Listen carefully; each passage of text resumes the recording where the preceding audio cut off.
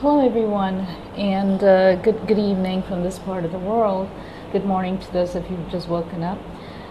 This is another part of the Spiritual Awakening series that has been going on, the video messages that have been going on, and I wanted to talk to you today about the joy of spiritual awakening, which I feel is losing its glory because we are all getting so carried away by the many different stages of the awakening process that involves healing, that involves facing and confronting issues, that also involves a lot of things, like, where you start realizing that you're more sensitive to the environment, to the world at large, So I just wanted to tell you one thing. I mean, as far as people are concerned, we have never really been content. That is something to do with the ego. That you're never really content with life, no matter where you are in life. We always want more. We want to see what's more. What more is there? That's what we keep doing. We always strive to look at what else is there. You're never really happy with what you have inside you. We always keep looking for more. Now, as far as spirituality is concerned, the community as such is all about raising an awareness that there is so much more to life than just reality. We look beyond our senses. We look beyond this world, this dimension. And the experiences that unfold as a part of the spiritual awakening process involves many things. Now, one thing I realized over the years, especially last year, was during the shift, every time there is a shift, every time there is a full moon, every time that, a retrograde happens, everybody goes into, most people at least I know, go into a sense of panic mode. It's like an epidemic, where people start to panic and they try to see if anything can really go wrong or anything has gone wrong during that phase. Now, I would like to say one thing. What works for some people may not work. Does not only apply for techniques in meditation and the way you approach your spirituality. It also applies to the signs that you get. It also applies to the way your body responds to the different stages of a spiritual awakening. And one thing I realize is that we all miss something. The whole point of spiritual awakening. Where is the joy, really? What happens to the joy in your soul when you have an awakening? I don't see many people having that. People are half the time complaining about how they no longer get along with people they used to, and then they say that I'm being too sensitive, and this world is, I'm being too sensitive. I feel like as an empath, I'm having issues, and then some people have issues developing the gifts. They want to know why they aren't moving fast enough or why things are moving too fast. Why don't we all just pause for a second and think of where we are today as opposed to where we were before all of this started happening? Where is the joy in spirituality?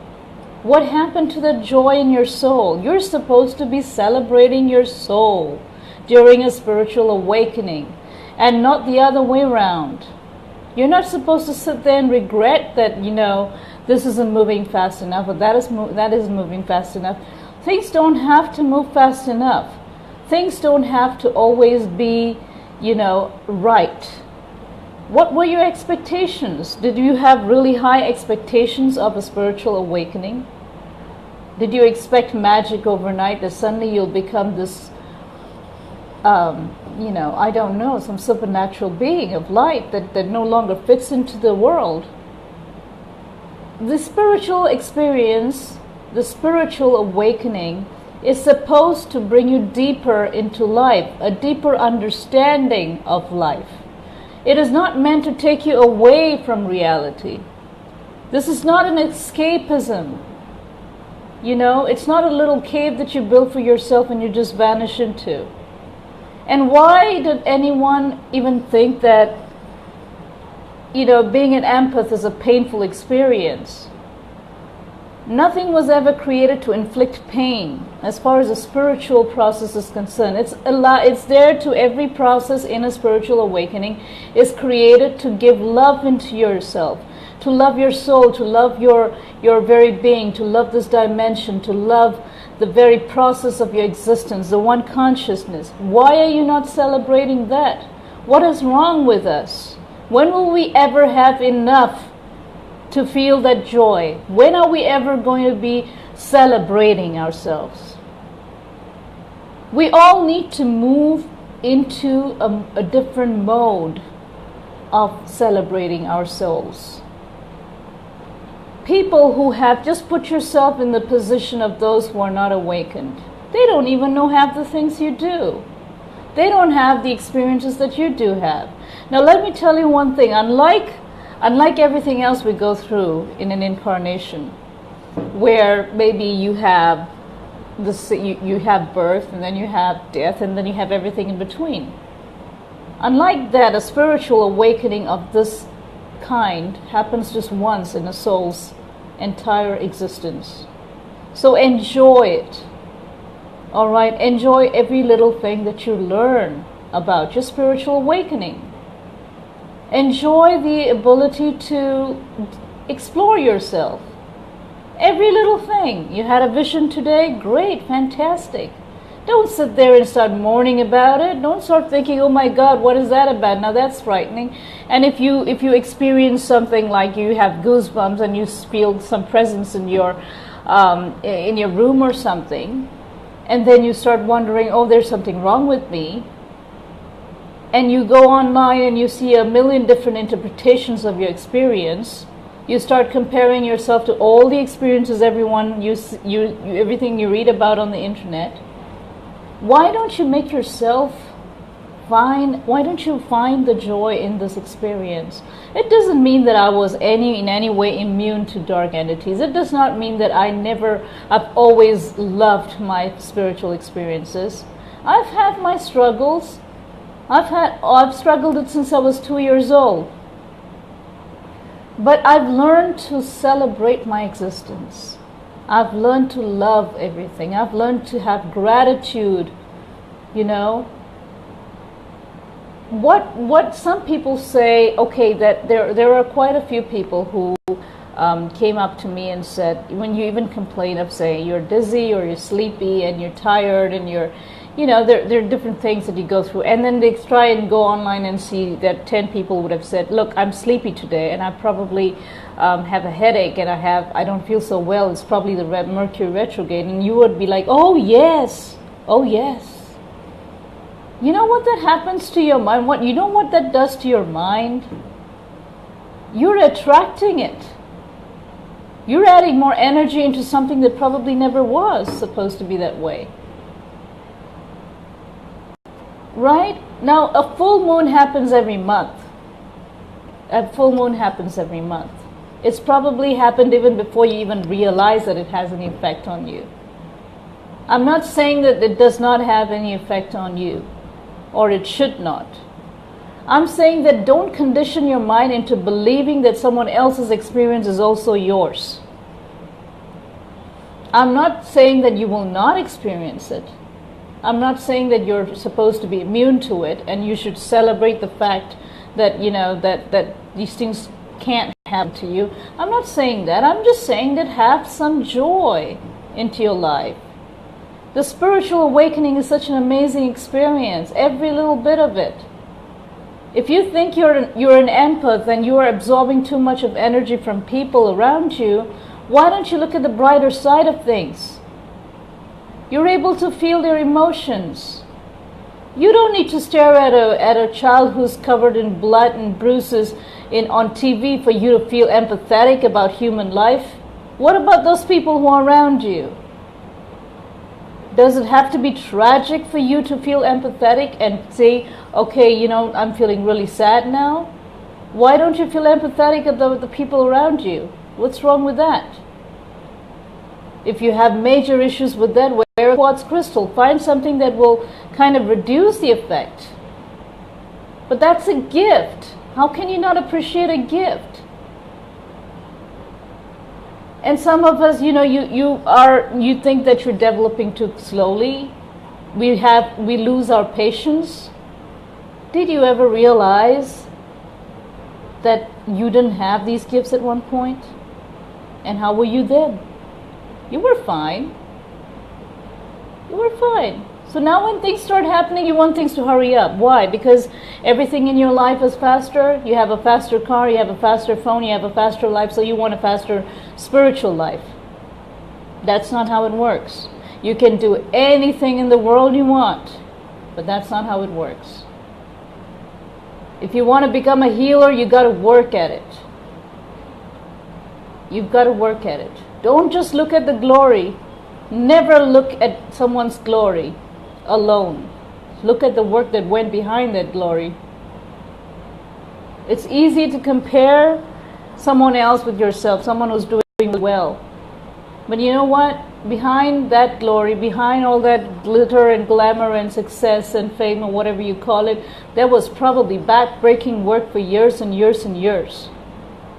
While you were busy working with your career, while you were busy doing whatever you were doing, that person was working day and night for 16 or 18 hours, 7 days a week for 20, 30 years to get where she or he is today. So you put in that much of effort, and just like any other muscle, your gifts will start working too, my friend. So it takes back-breaking work. It's not an overnight thing. There are no shortcuts to spirituality, there never will be. If you want a better set of clairvoyance, you want a better third eye, you got to work at it. If you want to be able to hear and communicate with your guides, you got to work at it. But do it with joy. Don't take it as some kind of chore. Don't take it as some kind of chore. And look at it with the eyes of a child. Innocence, beauty, be in awe of everything. Don't take it as a job.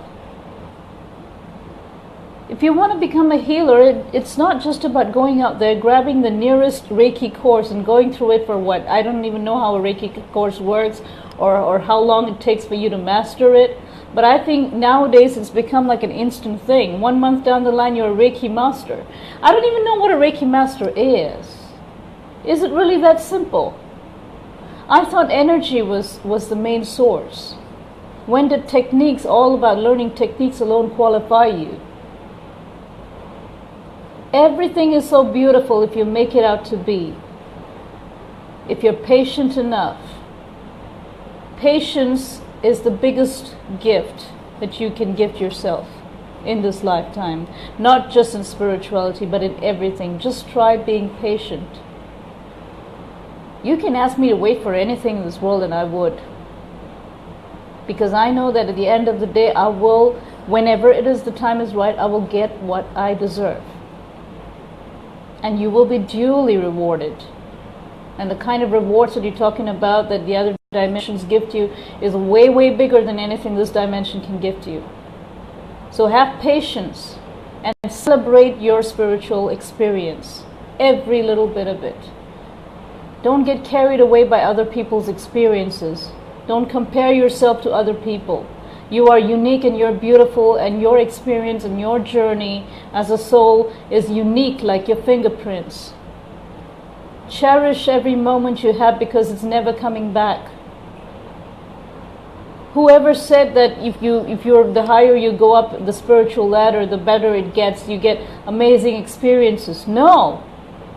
You get bigger challenges. You want to know how big a challenge mine are? Go ask people who are really close to me. They're right here in this room right now. Go ahead. Ask those people how big my challenges are. You wouldn't even want to step in my shoes. I can assure you that. It's not any easier. No. It never gets easier when you move up the ladder. You get more responsibilities, bigger challenges. I am scared of my responsibilities, to be very honest. I am scared with the kind of responsibilities that are thrown my way. If some of you have noticed how many hours a day I work, you will also notice how many things I put out every day. It's not just about readings. It's not just about readings anymore. I'm not just a reader anymore. I don't think I ever will be. But that was my passion. I loved one-on-one contact. But as you move up, you're given more things to do, things that you may not like to do. So don't put yourself, in somebody else's shoes and say, that person's doing better, this person's doing better, I wish I could do this, but you can. Nothing is out of reach, really. Nothing is out of reach. You can get better than the best person out there if you put your heart and mind and soul to it. But please be joyful about this. This is not something that you really struggle with. The easier you take this, the better it gets. The more patience you apply to it, the better it gets. The more joy you put into this process of awakening, the better it gets. Create as little ripples as possible, and you will see over time how much more beautiful, how much more spectacular this experience of awakening spiritually is. Thank you so much, and God bless you. I'll see you in the next video message. God bless you. Namaste.